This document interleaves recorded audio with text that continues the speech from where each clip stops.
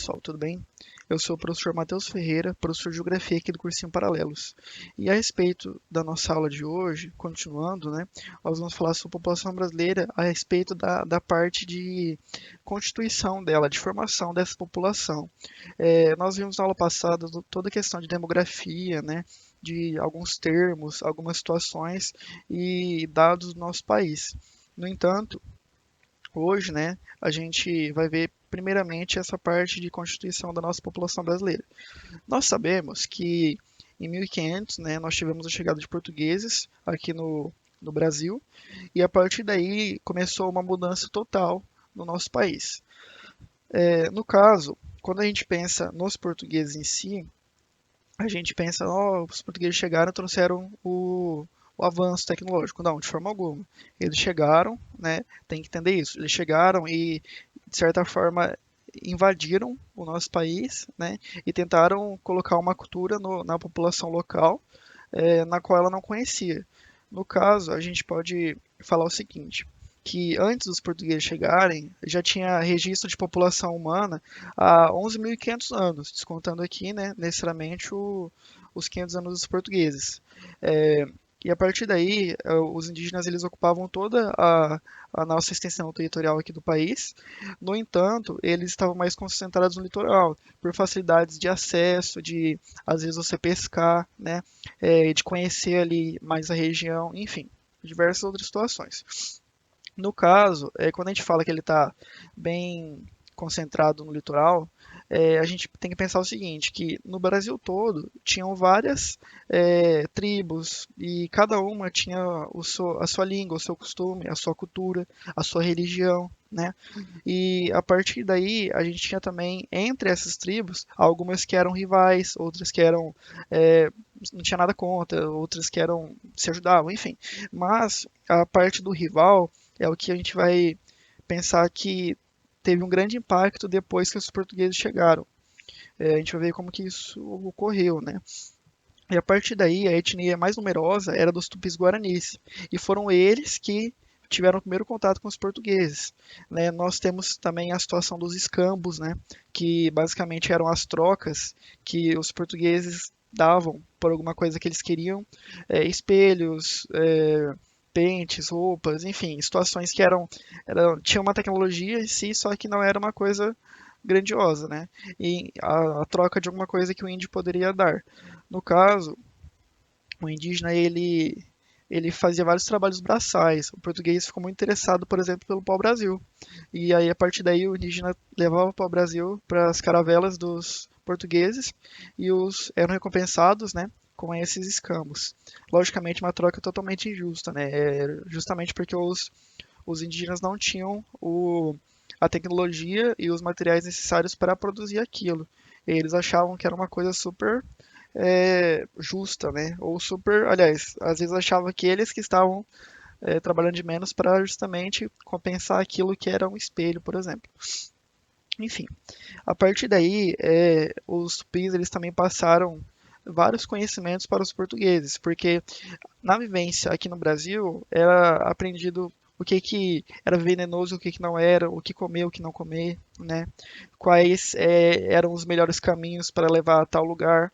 E os indígenas também, eles nomeavam os locais, né? Tanto é que a gente tem vários fragmentos e várias questões aqui no nosso país por conta disso. Aqui, ó, por exemplo, Itapoá, Piratininga, Pará. Aqui no Mato Grosso do Sul a gente tem Corumbá também, que é um nome indígena, né? E, enfim, são várias situações que a gente pode parar para refletir e ver que tem uma origem indígena, né? No caso, os tupis eles passaram todo esse conhecimento para os portugueses, o que ajudou, infelizmente, na colonização, né? É, e aí, a partir daí, os portugueses eles foram embora, né? E eles voltaram, juntamente acompanhado de jesuítas, que eles eram extremamente. A Igreja Católica como um todo era extremamente forte na época, até hoje mas na época ela tinha questões de Estado, enfim. E a partir daí, os jesuítas eles tentaram catequizar os indígenas, né? Porque toda a questão enfim, da Igreja Católica como um todo. E aí, eu penso o seguinte, quando você catequiza, quer colocar uma cultura em alguém sua, né, você acaba tirando e deixando de lado a cultura daquela pessoa. E aí foi isso que acabou acontecendo. Várias línguas, várias culturas, enfim, diversas situações foram perdidas, foram apagadas da nossa história por conta disso, tá? No caso, houve uma troca de, de culturas entre os indígenas e os portugueses e europeus em geral, que necessariamente foram bem grandes. Vamos pensar o seguinte: tem um poema, uma, se eu não me engano, é do Oswald de Andrade, que ele fala o seguinte: quando o português chegou debaixo de uma bruta chuva, vestiu índio. Que pena. Se fosse uma manhã de sol, o índio tinha despido o português. Né? No caso, isso fala que por conta das situações foi o português que chegou e conseguiu transformar o indígena e não ao contrário. Apesar de que o indígena ele conseguiu também transformar em algumas situações os portugueses. Uma das situações é a questão do banho, né? A gente sabe que os europeus na época eles não tinham muito costume de tomar banho por conta do frio, enfim, diversas situações culturais. E aqui no Brasil, os indígenas tomavam banho com bastante frequência. Isso é uma coisa que foi passada e, inclusive, eles até estranharam, né? Porque se achava que ia gastar a pele, enfim, diversas situações que na realidade não eram verdade, né? E em compensação, os portugueses eles realmente vestiram indígena, né? Enfim, tamparam as partes íntimas dele, no mínimo isso, né? Justamente para porque eles acharam um absurdo ter toda essa gente aqui da forma que era, né? No caso da culinária, a gente tem uma forte influência indígena, né? Que eles usavam muito a mandioca. Essa planta, né? Ela tinha mandioca brava, que é uma mandioca venenosa, é uma mandioca que até hoje é muito utilizada no Brasil. No entanto, ela foi muito também passada para os portugueses, vamos pensar assim. E aí, a partir disso, passando aqui, a gente vai ver a matriz da nossa população. No caso, a parte toda de escravidão, tudo isso vocês vão ver em história, tá? Mas a gente tem que entender o seguinte: com a chegada dos povos africanos aqui no nosso país, também teve uma influência muito significativa na nossa formação da população brasileira. A nossa população brasileira, ela é bastante miscigenada, ou seja, ela é bastante multirracial, ela tem várias origens, vamos pensar assim, e a partir disso, ela é bem misturada, né? É o termo, o significado de miscigenado. E isso ocorreu em razão da mistura de diversos grupos humanos que aconteceu no país, né? No caso, a gente teve os povos indígenas, né? E depois nós tivemos os povos africanos e os imigrantes europeus e asiáticos. A gente tem, necessariamente, a situação dos povos indígenas, que os portugueses tentaram escravizar eles, só que por algumas situações de muitas vezes de rebelião, enfim, tem várias causas para isso. Até a situação do indígena conhecer um pouco melhor o território, eles acabavam não sendo os melhores, entre aspas, para as situações que os portugueses estavam tentando buscar, né? Em compensação, era uma coisa que já vinha acontecendo há um tempo, a questão de pegar do continente africano, que infelizmente o Brasil ele foi palco de uma grande massa de africanos vindo contra a vontade para a escravidão no Brasil. Né? Por conta e os portugueses eles proporcionavam isso porque os africanos necessariamente eles iam para um local onde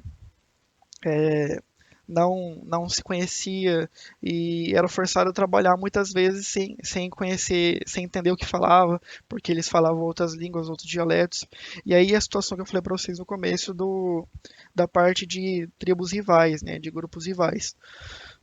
Tanto nos indígenas, que eles foram, a partir do momento que foi tentado se escravizar essa população, os indígenas eles foram colocados com algumas tribos rivais. Isso acontecia brigas, mortes, diversas situações. E também isso foi muito claro para os povos africanos, tá? No caso, também na África a gente sabe que tinham grupos rivais, né? E aí eles eram levados nos navios negreiros, também chamados de tumbeiros, porque várias pessoas morriam durante essa viagem, né, que eram de meses.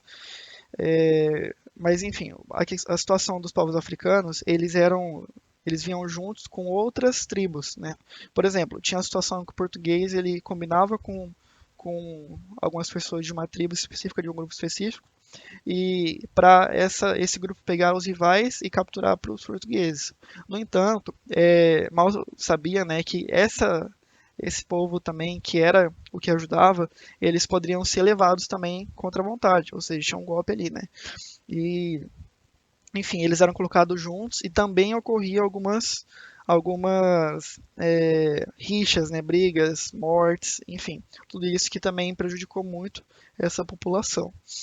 E a partir daí, os primeiros europeus que chegaram no Brasil, os portugueses, né, eles, eles também tinham, vamos pensar assim, várias trocas culturais com ambos os povos, os indígenas e africanos. E também começaram a acontecer situações onde muitas vezes os povos africanos eles eram usados também para satisfazer favores sexuais dos portugueses, não só dos portugueses, mas dos europeus como um todo, no sentido de a gente sabe que não existia método anticoncepcional antigamente, e aí a partir disso começaram a se originar vários povos diferentes. A gente teve uma mistura indígena com o africano, o povo africano, do europeu com o africano, do europeu com o indígena, enfim, diversas situações onde é, tiveram essa miscigenação maior da nossa população brasileira. E por conta disso, atualmente a nossa população ela tem uma matriz muito diversificada, né? E também existem, depois a gente vai ver aqui agora, onde os portugueses, eles após tudo isso, né, pulando agora para o século XIX, o governo brasileiro ele precisava de mão de obra, né, principalmente especializada. Tudo isso após a escravidão, toda essa situação, o, o, o governo brasileiro precisava de mão de obra. E a partir daí, eles trouxeram imigrantes europeus e asiáticos, né? Dentre eles, aqui, ó, os europeus, né, destacam os portugueses, espanhóis, italianos e alemães. Em relação aos povos asiáticos, japoneses, sírios e libaneses. Logicamente, existem vários outros povos de vários outros lugares, mas esses são os principais, tá? E a partir daí, também começaram a se originar várias colônias, e não no sentido de colônia, de Brasil colônia, mas no sentido de pequenos locais onde é, imigrantes de certo país se aglomeravam. Por exemplo, aqui no Mato Grosso do Sul a gente tem uma forte influência da população japonesa, dos imigrantes japoneses, né? Aqui em Campo Grande, principalmente, nós temos Campo Grande é a segunda maior população japonesa, de imigrantes japoneses dentro do Brasil, só perde para São Paulo, né? Nós também aqui no Mato Grosso do Sul é bem forte os sírios, os libaneses, né? E a partir daí, a gente teve, por conta da mão de obra, deles virem para cá, nós também tivemos uma outra formação da nossa população brasileira. Por isso que falam, tem algumas pessoas que falam, eu sou migrante de aliás, eu sou neto de português, eu sou neto de espanhol, enfim, foram dessa época que eles vieram para o nosso país, tá? E tendo em vista essa diversidade de raças, culturas e etnias, o resultado só poderia ser uma miscigenação, a qual promoveu uma grande riqueza cultural. Por esse motivo, encontramos inúmeras manifestações culturais, costumes, pratos típicos, entre outros aspectos.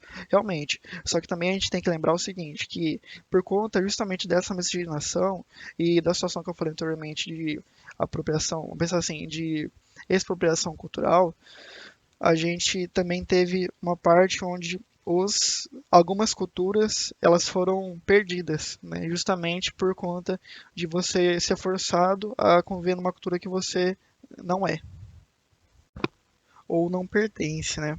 Pessoal, só um complemento a respeito do que eu falei do poema do Oswald de Andrade. No caso, aquele poema ele se chama Erro de Português, né? Justamente uma referência vamos pensar assim, ao erro que foi o português ter chegado ao Brasil, né? Enfim, continuando aqui a nossa aula, né, a respeito da nossa parte de população brasileira, da formação dela, nós já vimos, né? Agora nós vamos ver como que os movimentos migratórios, eles influenciaram na nossa formação, tá? No caso, a gente vai falar primeiramente dos movimentos migratórios internos. Nós tivemos, ao longo da nossa história, alguns movimentos desde a década de 50 até 80. No entanto, antes disso, lá no século XVI, nós já tínhamos algumas situações onde era de suma importância e foi de suma importância para a Constituição do Brasil, tá? No caso, a gente tem os principais aqui embaixo, que foram a migração de nordestinos da Zona da Mata para o sertão, né? No século XVI e XVII, por motivo de cultivo de gado, né? Criação de gado. Migração de nordestinos e paulistas para Minas Gerais, século XVII, ciclo do ouro, né? Todos esses ciclos vocês vão ver história, tá? Mas se vocês quiserem eu posso falar um pouco sobre cada um nas próximas aulas. Migração de mineiros para São Paulo, século XIX, questão do ciclo do café, né? Migração de nordestinos para a Amazônia, devido ao ciclo da borracha. Migração de nordestinos para Goiás na década de 1950, construção de Brasília. Migração de paulistas para Rondônia e Mato Grosso na década de 1970.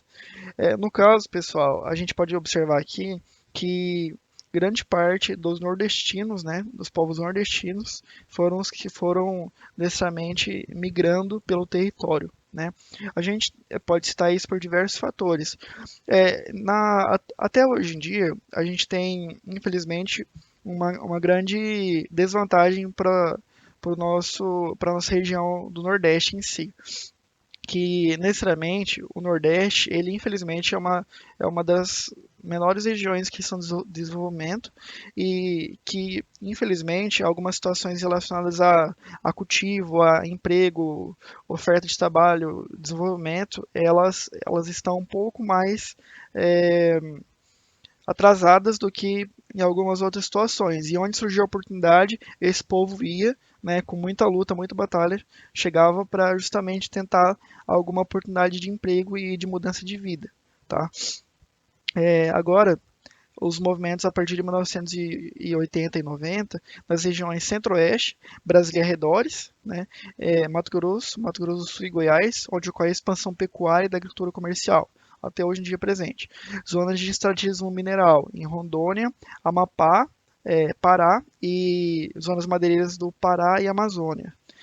E Amazonas, na áreas de agricultura, áreas agrícolas em Rondônia e Acre. No caso, a gente tem até hoje também questões extrativistas na região norte, né? Só que nessa época a gente teve um grande movimento migratório, tá? No caso, a gente pode pensar questões extrativistas, ligar também ao ciclo da borracha, tá? O Sudeste, migrações das capitais para o interior do estado, de São Paulo, Rio de Janeiro e Minas Gerais, para questões de, vamos pensar assim, a gente tem nessa região, vamos pensar assim, São Paulo, Minas Gerais e não muito Rio de Janeiro, mas principalmente São Paulo, a gente tem questões agrícolas também, tá? Minas Gerais também. O Rio de Janeiro também entra nessa situação, só que a gente pode pensar em diversas outras, como, enfim, questão de terra, diversas situações. No Sul, até o final de 1980, os movimentos imigratórios para o Centro-Oeste e Norte foram muito significativos. Na década de 1990, houve forte migração intraestadual, principalmente das metrópoles para o interior, justamente pela situação que eu falei no exemplo passado também.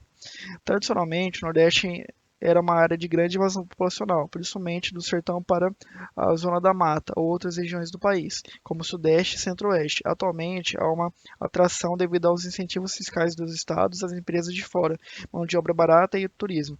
No caso, principalmente questão turística, tá, gente? O Nordeste é um dos principais locais onde se tem lucro com isso, movimentação da economia local, principalmente com isso, tá? No caso, a gente aqui está citando o Nordeste, incentivos fiscais, mas no Norte a gente tem também um grande incentivo fiscal, que é a Zona Franca de Manaus, né? Lá é uma zona onde várias empresas elas são isentas de alguns impostos e por conta disso elas se constituíram lá naquela região e também influenciou muito na, na questão de empregos locais, na questão de gerar os empregos no sentido levar também imigrantes para lá, né? E também, enfim, diversas situações no sentido de trazer algumas fábricas de multinacionais aqui para o Brasil, tá? Agora a gente vai entrar na parte de pirâmides etárias. A respeito da parte de pirâmides etárias, eu vou deixar para uma outra aula, tá? Porque aí é um pouco mais complicado de falar toda a situação das pirâmides etárias, porque nós entramos em diversas outras situações do nosso país, tá? E assim, quando nós estamos falando nas nossas aulas de geografia comigo, ela acontece a cada 15 dias. Então, eu vou passar uma lista, com exercícios da primeira e da segunda aula. E ao final dessa lista vão ter duas perguntas que eu gostaria que vocês respondessem.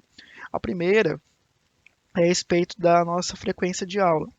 Caso vocês queiram, dá para eu pegar e passar mais aulas, em vez de ser a cada 15 dias, ser a cada 10, a cada uma semana, enfim. Porque aí a gente vai ter, vamos pensar assim, uma maior frequência e maior tempo para ver os conteúdos. Porque assim, gente, eu não sei se com os outros conteúdos são assim, mas a geografia especificamente não tem como você ver em um ano, tá? É, infelizmente, tem muito cursinho que fala, a gente consegue dar tudo, não tem como. Não importa se é o melhor cursinho da cidade, tá? É por isso que todo o tempo que a gente tem é essencial. No caso, a segunda questão vai ser uma avaliação que eu quero que vocês façam a respeito da nossa aula online, tá? Se vocês estão gostando de ter o conteúdo aqui pelo YouTube, se gostariam de ter uma comunicação comigo, de tirar dúvidas por meio de outra mídia social, outra rede social, Skype, Zoom, Microsoft Teams, enfim. Vamos ver qual que é o melhor. E no caso, se estão gostando é, da nossa aula por aqui e sobre como que eu estou dando a aula também, tá? No sentido se tá dando para entender, se está muito difícil, muito fácil, enfim.